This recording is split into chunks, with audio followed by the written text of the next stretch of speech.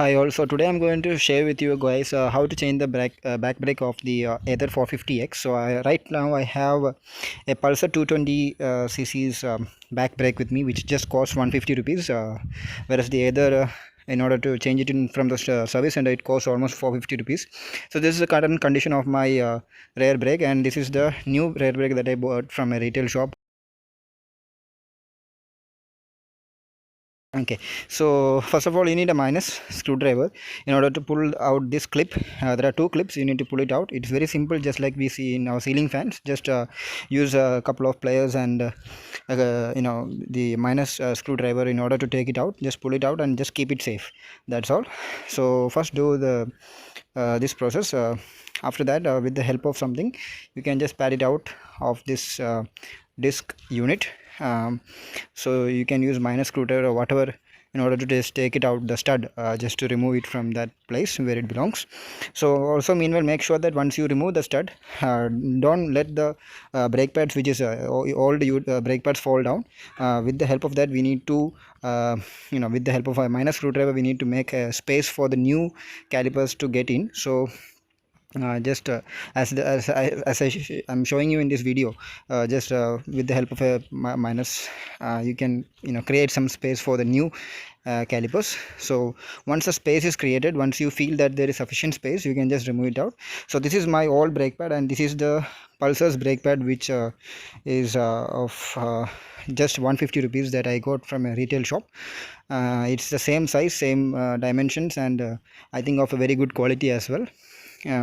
So yeah, let's fit this into this place. So first of all, what we need to do is we need to wash this, because it is having a lot of debris of the previous brake pad. So just with the help of some soap, shampoo or whatever, you can just clean it out. And once that is done, you have to create space, equal space for both the disc pads. So you can adjust it like this, as you can see here. So it's very simple. Just first put the take one of the brake pads, which belongs first in the inner side, and you can just push it to that side in order to create some space for that to get in easily. And just how you remove it, just put it back. There is no it's not so difficult to just put it back. And after just keeping it there, with the help of some grease or something, oil or whatever you can make it to lubricate it, to lubricate the stud, and then just place the stud back to where it belongs. And the same step we need to do for the second disc as well. Just pry it inside and slot it to the place. It is very easy, it's not so difficult.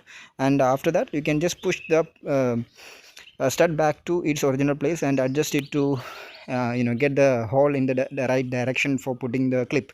Okay, so once that is done, we can if you want, you can also adjust the gap in between the calipers, to have a free space as such. So once that is done, you have to put the clip back into its position. So that is also very simple. Just make sure that how you removed it, just put it back in the same way. That's in the reverse way. So once this is done, the process is kind of over. Okay, so make sure that while you are removing the disc back, don't just make sure that you don't use the brake, don't press the brake, because if you press the brake, the piston would come in contact with the disc, and there will be no space for you to pry it back again. So make sure that you don't play with the brakes. That means you don't press the brakes while the disc pad is out. Okay, that is very important. That is the only thing you need to make sure. Okay, so the first press is always going to make it go deep inside, so don't worry about it. Just 15 or 10-15 pulls, and then it is going to come back to its real position, the original position where it actually has to be. And that's all. The work is over. So you saved almost 300 rupees.